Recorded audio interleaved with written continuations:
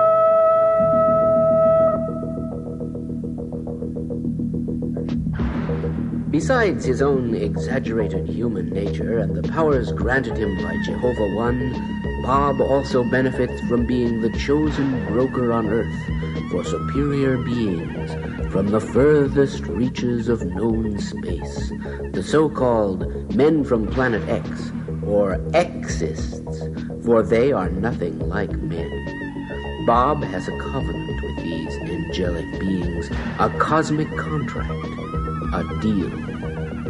On July 5th, 1998 at 7 a.m., the Xists shall make a mass landing on this planet. The children of Bob shall be rewarded at this foretold rupture, this day of judgment, when all those who paid their church dues will be lifted up in power and glory to gain new homes and bodies aboard the pleasure saucers of the sex goddesses, all the while watching the hapless pinks twitch and bleat and wail in the death throes of their world.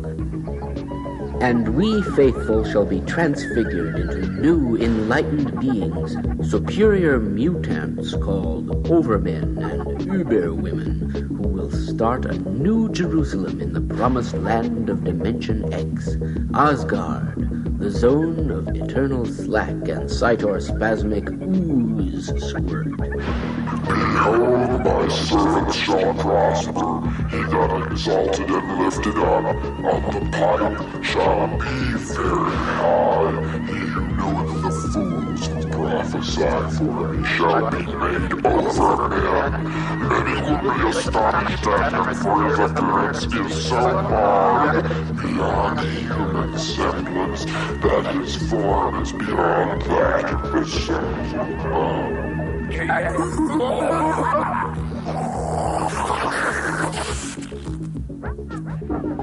We can't do much about those evil gods from the other side of the cosmos who fly through the air and through the nebulous darkness of space. Space, my friends, the infinite inky clouds of nebulae. They fly on their membranous leathery wings, holding in their coiling tentacles shiny steel cylinders, each one containing what was once a human soul, what was once a member of the Church of the Subgenius. But enough of this. You don't want to hear about this. I must, and yet I cannot. But I'll tell you what, you'll be wishing it was that kind of hate. At least you'll be wishing, you'll be glad to have them on your side. Because at least they have a head. At least there's 2 arms and 2 legs. It could be worse. It could be much worse.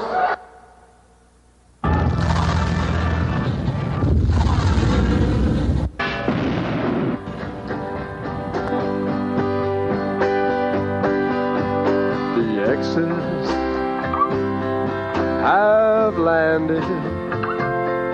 Earth's under their control. Dobbs' vision stands proven. The city's radioactive holes. We don't know what their game is, but their name is unpronounceable. We don't know what they came for, but what they aim for is impossible. Monsters like it to men will be around thee all night, enjoining thee to look past the door which should be locked, and thy silences will terrify thee and bring thee naught but devils, for thy spirit is locked away inside the quiet stone which thine angels shall bring from space.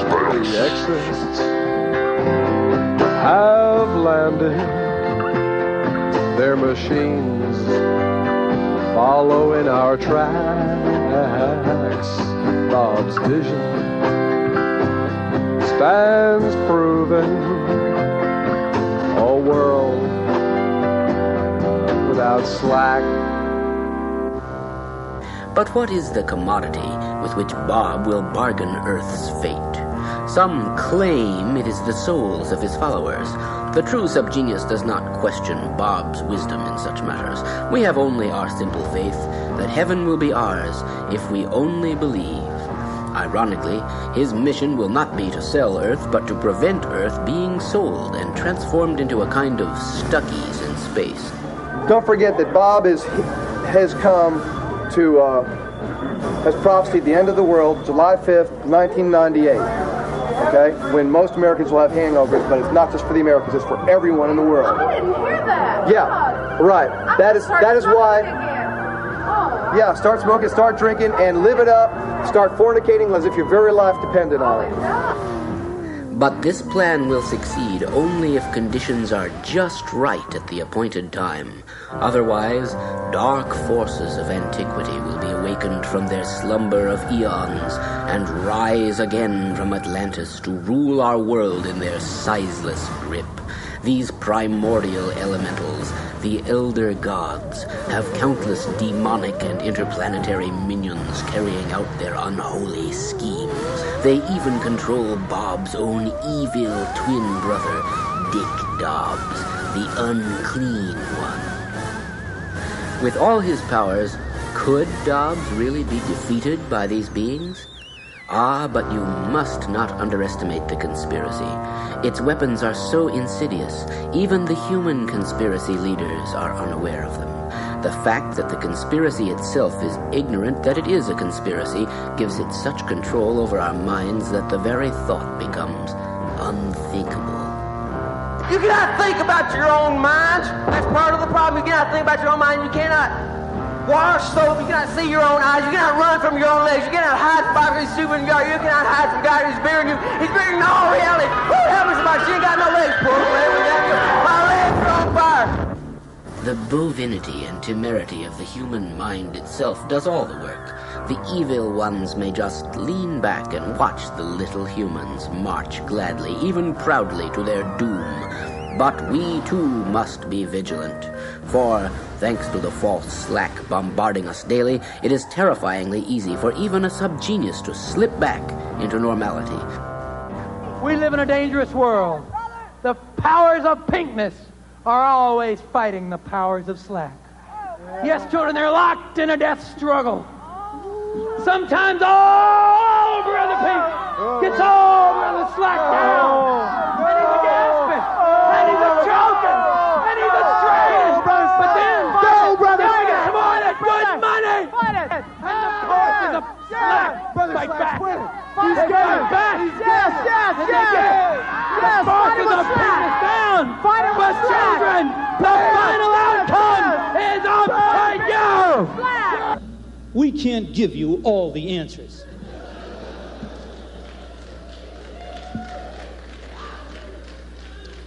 But we can help you flesh out your fantasy that there are some. At our labs, we use only the finest homemade ingredients. love, children, God, and the purest blend of money your needs can buy, grown right here by our special process. A process in use since our first mom and pop operation. Who are we? We're the normal people. The most normal people in the world.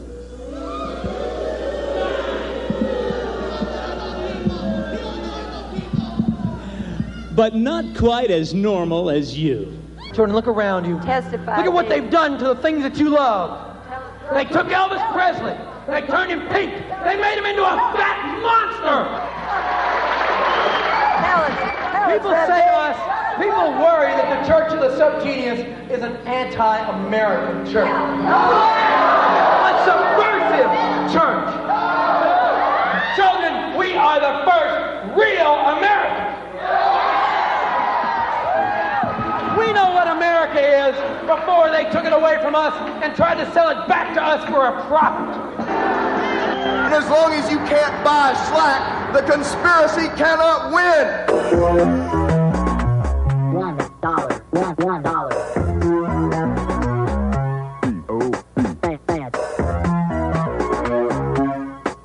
Big bad Bob.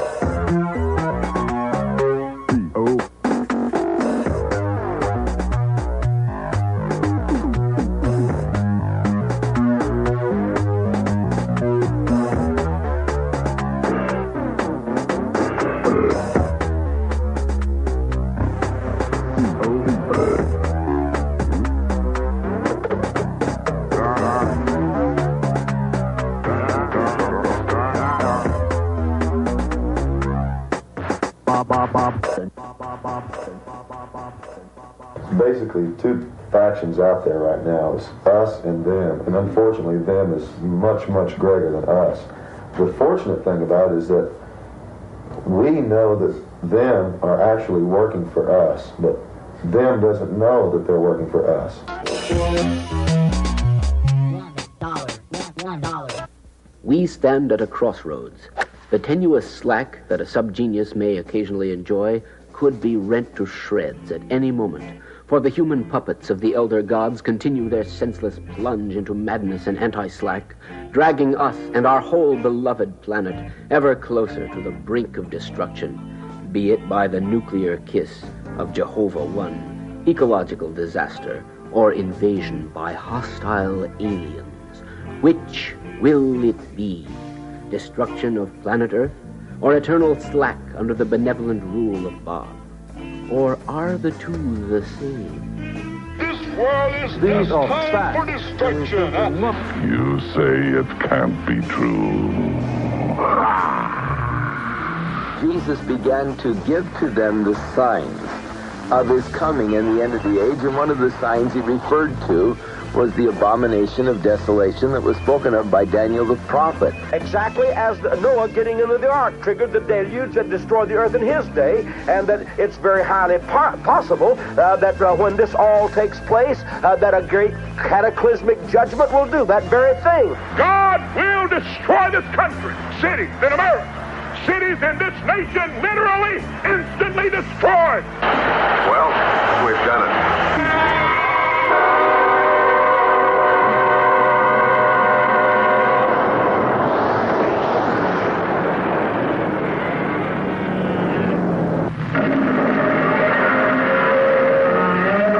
Gee, I can't wait till that Bob time train comes around the bend. Oh, look out, son. Here it comes now. It's frightening, isn't it? It's unbelievably big and scary. It's gut-wrenchingly afraid. We stand to receive thee who are of but flesh and understand not the way of the lead-clad ones. You think Jesus had it bad? Oh, Jesus had to work a 80-hour week. Oh, poor G, they hung him up. Friends, they're going to nail you up on a cross with electrified nails. Oh, no, they'll make you nail yourself up. And you'll be glad to do it at 20% interest. But how are you going to, once you get that left hand in, how are you going to get get your wallet out of your pocket, eh? Yeah, think about that. But come the Holocaust, and you're crawling out of the rubble, your fingers falling off, your hair blowing off your head in the wind, looking for flashlight batteries. Will you be saying, gosh, if only I'd read that book of the Subgenius a little closer, I'd know what to do at a time like this. And on that day, my friend, your soul will be laid bare to the eye of the great stark fist of removal that hovers above you all the time. You'll be naked to Wotan, and it will know then whether you really believed in Bob Dobbs or not, because your belief in Bob, or your lack of it, will be all you have left. Oh, hell ain't somewhere down below, my friend. Hell is life here on earth without that man Bob. And when the demons try to tell you that, you think you're hearing a satire. Oh, one day you'll find yourself up to your neck in false drugs, false sex, false jobs, false money. And you'll say, but where's Bob? Where's Bob? You mean there really is a conspiracy? You mean there really was a Bob? You mean I could have had slack and I blew it? It's going to be up to you. It's going to be up to you. What are you going to let happen to this planet? What are you going to do about it? Bob's going to let you decide what to do about it. Is that what you're going to... Are you just going to sit there? They won't even have to do it. Bob won't even have to see that the end of the world happens properly. It'll happen by accident.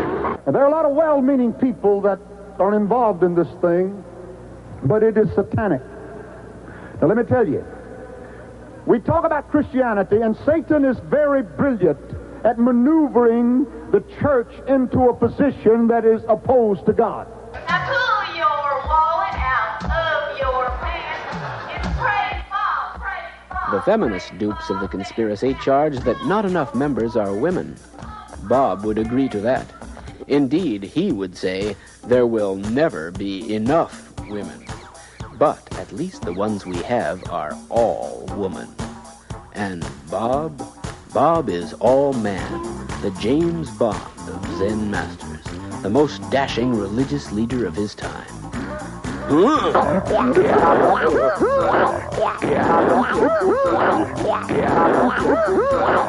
mean to say that Bob has actually had one of those horrible diseases? That isn't true, Doctor. Is that true, Bob? Just a minute, Sally. One scandal at a time. Yes, Bob Dobbs is a sex god. Rather than forgiveness, he offers something far more powerful, an excuse, a divine, all-inclusive excuse which allows the bearer to free himself from the grip of temptation by overindulging in it until it releases him. The true seeker must give himself up to temptation, or he will never conquer it. The second rule of the Church of the Subgenius: too much is always better than not enough. You look, you were trying to shit. The sad, weakly self-denial preached by the New Age movement is pure conspiracy pablum. The true son or daughter of Bob knows that our universe is no laid-back, om-chanting cosmos, but an active, tumultuous, squirting universe bent on rampant reproduction and easy grins. The false cults may try to teach personal transformation, psychic development, human potential, but Bob goes straight for the glands and seeks to amplify the self, to bloat the abnormality potential of his pupils. Only through excess can one contact the lower self, where the real decisions are made. Don't just eat a hamburger, eat the hell out of it. Oh, what the hell was that?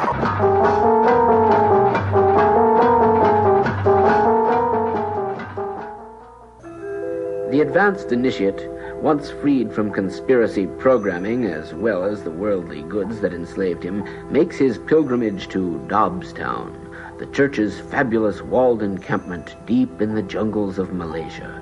There, the initiate's third nostril is surgically opened by psychic surgeons, allowing him or her to whiff-read the psychic stench of those around him. He masters the sciences of schizophreniatrics and memory editing, creating a clean slate on which Bob may write. The art of excremeditation is taught, whereby the mind is voided upon the great throne of relief. You don't use your mind to think about your religion. What is it that truly sets Bob apart from other would-be holy men and self-appointed gurus? Everything. For Bob has always existed. There have always been Bobs. Every epoch of man's history has had its Bob. Most were what we would call good Bobs. Others, well, we needn't dwell on that. The traveling salesman jokes of mythology are based on his early exploits. So many ask, is Bob God? The Slackmaster himself vehemently denies that he is the Messiah. His mission is merely to show us how to live with our sins. And who better? Bob admits he is a sinner. He practically embodies all the failings of mortal men. He has the power to fail. Children, you'll never find an infallible pope in the church of the Subgenius. Second-rate inferior imitation churches might need an infallible pope. But here, we've got to fail to succeed. Bob is a very special kind of religious leader. Bob is a short-duration personal savior. Yes, children, Bob wants you to take him into your heart and into your mind. Bob wants you to take him into your checkbook. But after you take him into those sacred places, Bob wants you to think about him, consider him, and then cast him out. Bob wants you to make your own religion, your own rules. Short-duration personal saviors, or shore-durper saves. It is foolish and cowardly to cling to any one personal savior. The hectic pace of modern life demands disposable saviors, specific ones, suited to the moment at hand. A sort of while you wait, do-it-yourself religion. Now, your shore-durper save can be anything from a book you're reading, to a smudge on the corner of a page of that book, to a TV star you're currently enamored of, to a brick that just misses crushing your skull as it falls from the cornice of a rotting building, to the coagulated, dripping neck stump of a decapitated World Cup golfer. And it can last anywhere from a nanosecond to your entire lifetime. And you can have 1 or 10 or millions of shore-durper sabs concurrently, consecutively, and simultaneously. Skeptical reporters were surprised when scientists from the MIT Artificial Intelligence Laboratory corroborated the story. Short-duration personal saviors. It solves a key problem that kept cropping up in earlier faiths. It turns out it only takes 5 or 6 generations before the memory of a great spiritual leader like Muhammad or Jesus of Nazareth is totally corrupted by the people who are retelling the story, all of whom have their own motives. 5 or 6 generations, that's only 100 years, and up till now, that's been the maximum useful life of a religion. After that, a sexual paranoid like Paul, or a megalomaniac like the Pope, King James, or the Ayatollah take control. At that point, the religion is virtually used up. The mass repression completely outweighs the church's other virtues. Like a joke that's been told too often, it can only be used for punishment.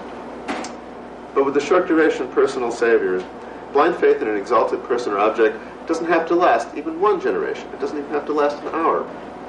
Exactly. Subgenius church can't be corrupted because it couldn't be more corrupt.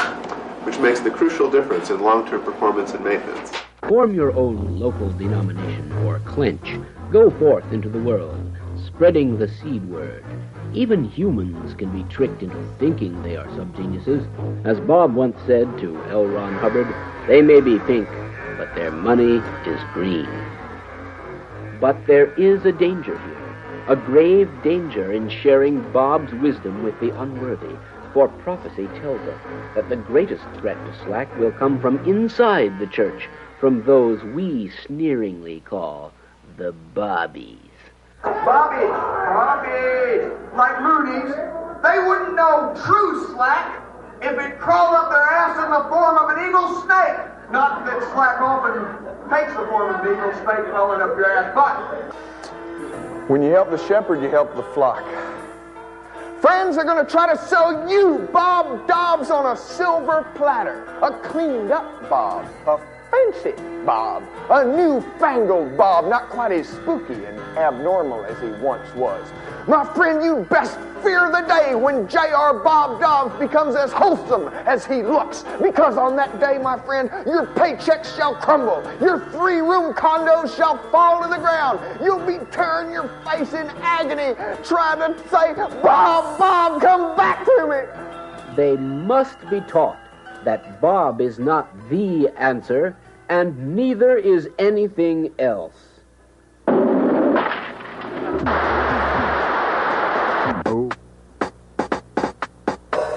The next rule of the Church of the Subgenius is, if you can't tell shit from tuna fish, don't order seafood in a French restaurant. Dobbs doesn't want followers, only their money. And so we must purge our ranks of the unclean, deprogram our own zombies.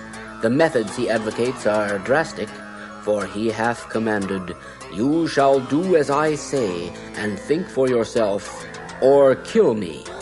This is a key rule for dealing with the pink members of the society, the conspiracy that wants to crush you and turn you into a mindless dupe.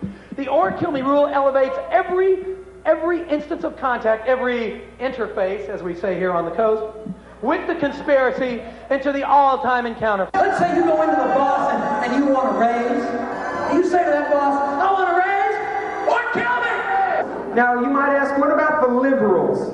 Do we hate the do-goody, two-shoes liberals?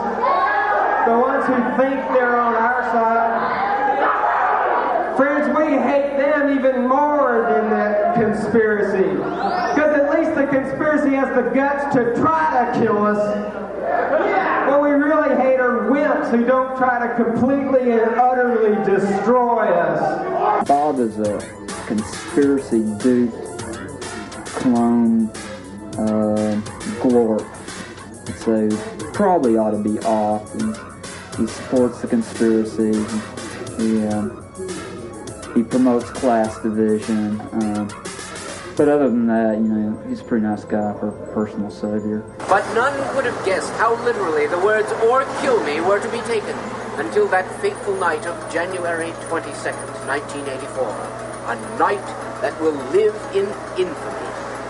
For it was in this San Francisco theater that, if we are to believe the photographic evidence, Bob Dobbs was slain by a crazed assassin's bullet. Steel yourself, for the footage you are about to see is not for the faint-hearted. And you'll be ready for Bob! Bob!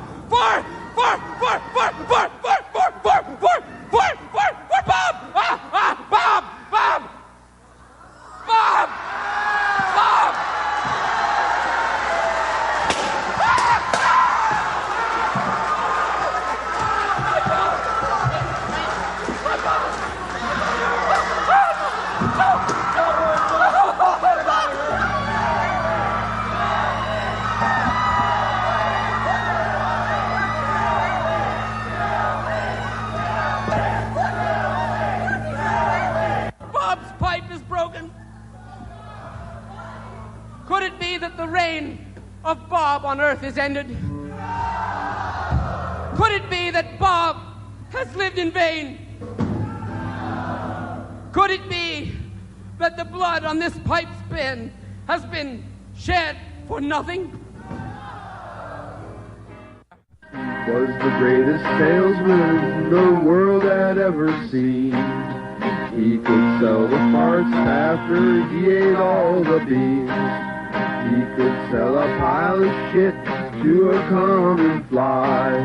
All of us who knew him figured he would never die. Bob Dobbs, Bob Dobbs.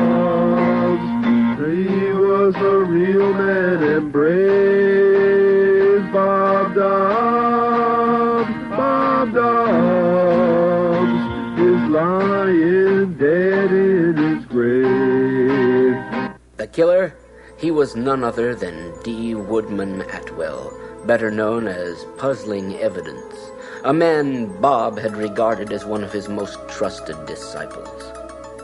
Didn't you see the show? Didn't you see the show where Puzzling Evidence shot Bob Dobbs? I mean, both of those people were there on stage.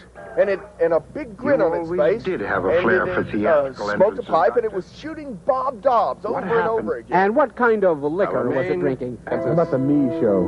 And yeah, that's good. Began to use crystals for I'm the only guy nuclear in the show. energy. This is the Me Show. This is the beginning of the end. No, I killed Philo. And Sterno dragged behind the boat. But so many questions remain unanswered. Some investigators insist that Puzzling Evidence was but a dupe, a patsy, a fall guy for a concealed cadre of trained gunmen.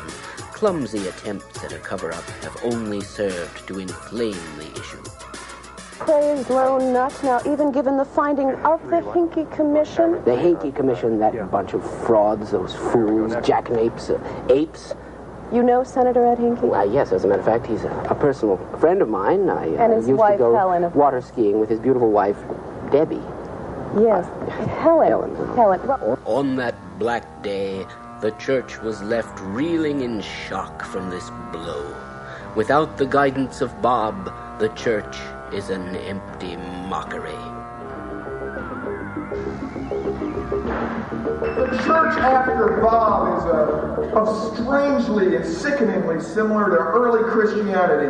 A nobody rises up from the population, glows as a beacon for the mutants and abnormals, and then he's suddenly killed by one of his own followers. And then, the herd instinct takes over. But many wonder, is Bob really dead? Can he die? Was the whole murder an elaborate ruse staged by Dobbs himself, in which an unwitting decoy look-alike was sacrificed so that Bob could continue waging the good fight in secrecy?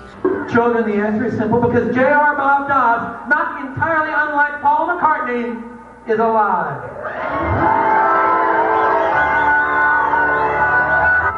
If your Bob is dead, try mine. I'm dead. Here we come back, though. That's the fakest goddamn thing I ever saw in my life. How could Bob Dobbs be dead? My friends, the conspiracy is like this big machine that's rolling towards the edge of a cliff. And so far, Bob Dobbs has been the little monkey wrench that was slowing it down. Well, ever since that alleged assassination, that monkey wrench may not be in that big machine anymore. You know what that means? That means you have to pick up where Bob Dobbs left off. Will you be the last Bob, or will you surrender to hopelessness? Remember, this might just be his way of testing you. Actually, these choices were already made for you at the beginning of time. So, do it. Join the church and gaze upon your own naked destiny, standing proud before Bob. Keep that hate burning. Keep it burning, friends. Repent. Quit your job. Slack off. Do whatever you can do to keep it from grinding you down. Because they will. It's so easy. It's so easy to slip back into normalcy. I have sworn upon the altar of God eternal hostility to every form of tyranny over the mind of man. That is why the clergy oppose me. That's not all. That is on the Jefferson Monument in Washington, except the last sentence. They left that out in the interest of brevity. So let us march onward, harvesting the souls of the infidels, heedless of blood spilled or money spent. For in this nameless mission, our destinies are written. The fourth rule of the church of the Subgenius is, fuck them if they can't take a joke. And you know, hate is what most religions are really all about. We're just the only ones that will come out and admit it. Yesterday, the church of the Subgenius was only a few brave fools tugging at the shoelaces of the Colossus. Today, it has already become the Zorro of world religions, scratching a bloody bee on the bloated buttocks of the conspiracy. This whole thing, this whole Subgenius church, is just so crazy that it just might work. The conspiracy has 50,000 nuclear weapons, and the Church of the Subgenius, we've only got 3. But yet we dare to fight them anyway, and that's the miracle of it. You can see, it's always been the crazy people who were dumb enough to stand up against the Colossus. In a sense, Bob Dobbs can never die. He represents more than just a man with a pipe and a know-it-all grin. He represents the quest of all mutants for freedom. In talking to most subgeniuses today, you'll find an unshakable faith that their high epopt will rise again.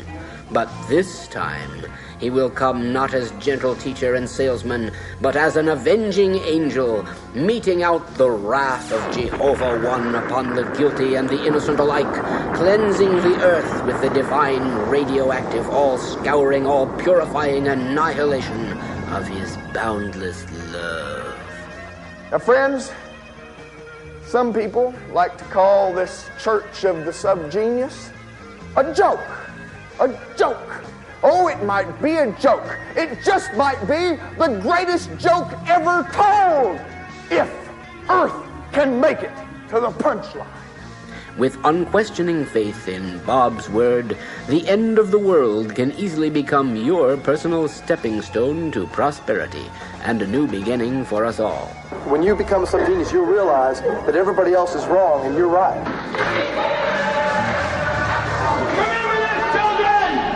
You are good enough! You are clean enough!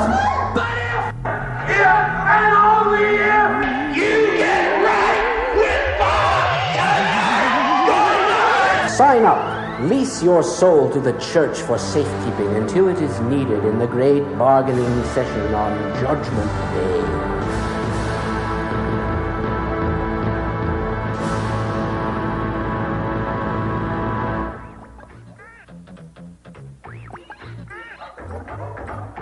But what can you do? Bob is the gun and you are the bullet. The showdown is fast approaching. The church is still unknown, but its infectious doctrines spread across continents. Church headquarters, the first Megafist Temple Lodge, is housed in this Dallas skyscraper, from which Dobbs' secret mandates are issued to his agents in the dreaded Brotherhood of Bob.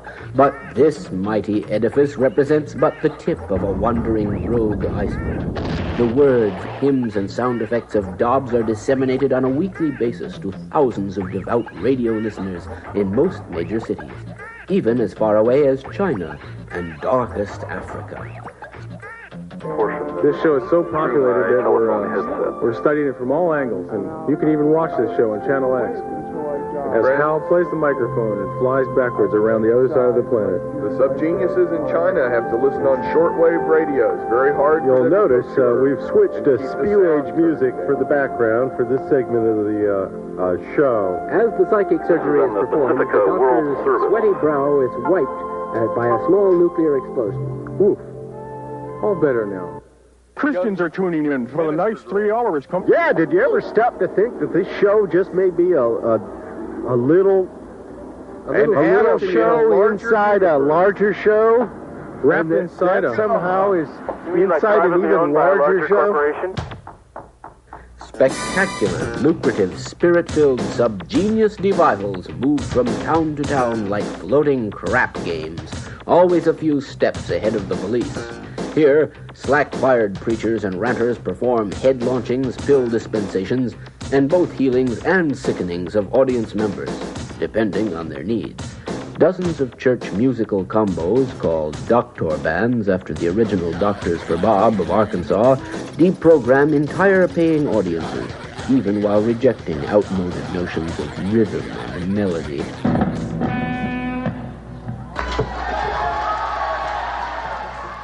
And, until the authorities catch on, Even common normals can purchase the Word of Bob itself in condensed form, the legendary Book of the Subgenius, available in bookstores everywhere. But the only certain way to receive the Dobbs teachings in uncut form is to tithe directly to the church. For a suggested love offering of only $20, sent to P.O. Box 140306, Dallas, Texas, you will be ordained as a card-carrying minister and receive the huge official magazine of churchly news and doctrine, The Stark Fist of Removal. I'd just like to say a few words about the Stark Fist of Removal. This is the official newsletter of the church, and it's got all kinds of great stuff in it. It's got proof of Bob. It's got a picture of Bob with Ronald Reagan in there. It's got all-important instructions to the Subgenius. Illiterates can purchase their choice of dozens of inspirational cassette tapes. And there's even a line of casual Subgenius wear to fit every size or budget.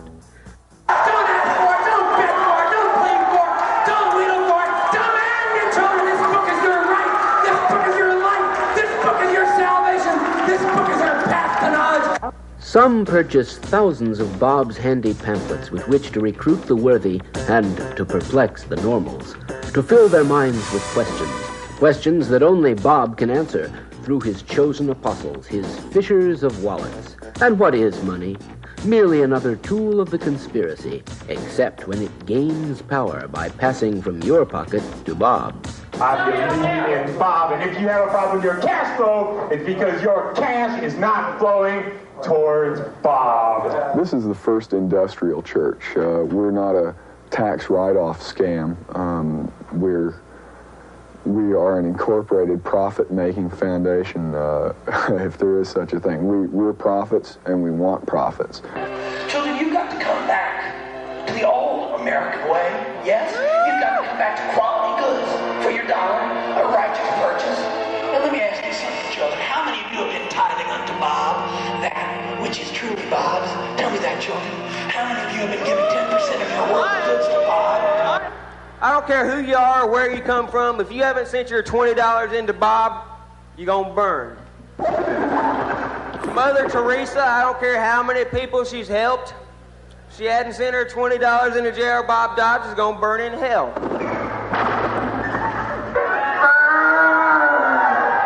And Bob offers a guarantee that can't be beaten. Eternal salvation, or triple your money back. Bob will protect you. Bob is protecting the genetic future. Let him into your life. Let Bob protect you. He wants to protect you. He must protect you. He has to protect you. Jehovah One says Bob will protect you if you send $1 to Post Office Box 140306, Dallas, Texas 75214. $1 for salvation. $1.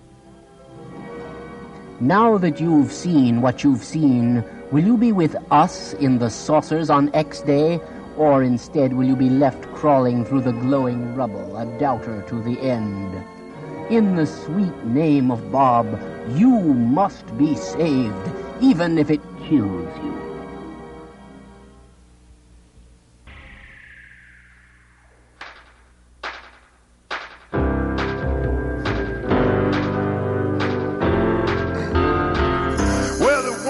A man, the world's greatest salesman, and he had devised a plan to get the shackles from our feet. I am, oh, now he's gone.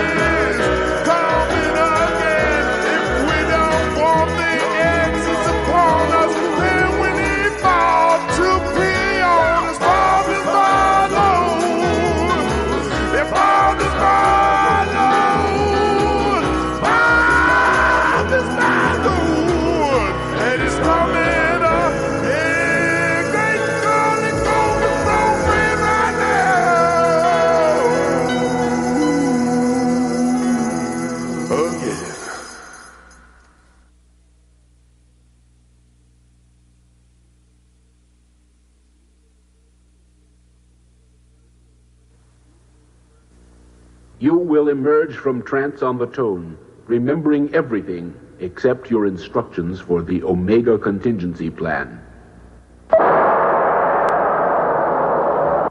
We realized that if Jim Jones could talk 900 people into killing themselves, we could talk 900 people into sending us $1.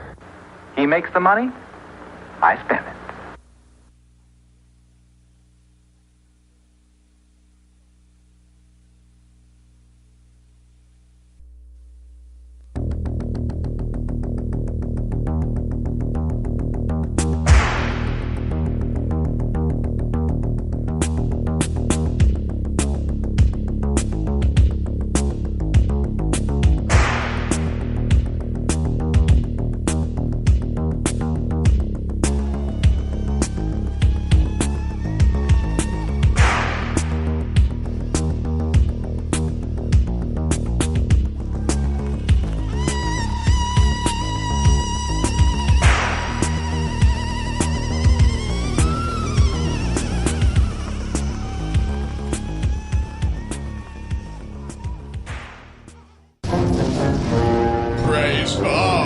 This is it, your last big chance to win back your soul.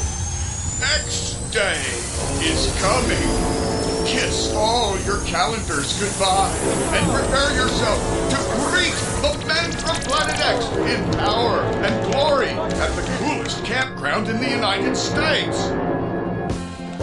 With sideshow marvels, spontaneous doctor band combustion, trained prairie squid, drop enhancement workshops, acubeating, psychic surgery, human fights, live freaks of nature, and acid casualties, face-fucking bat sperm antidote pudding cook-offs, private adult sex hurt seminars, self-mutilating preachers, and oddly normal-seeming people, sex goddesses, elder gods, and exes. X-Day is coming. Are you ready for the finals?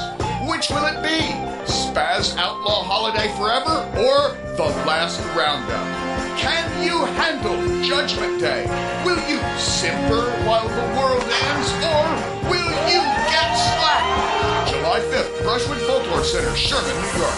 Brought to you by J.R. Bob Dobbs and the Church of the Subgenius. See www.subgenius.com for more information.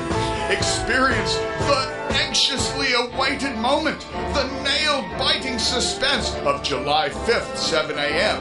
Only $30! None may stop us, and none may escape once the gate closes. Praise Bob!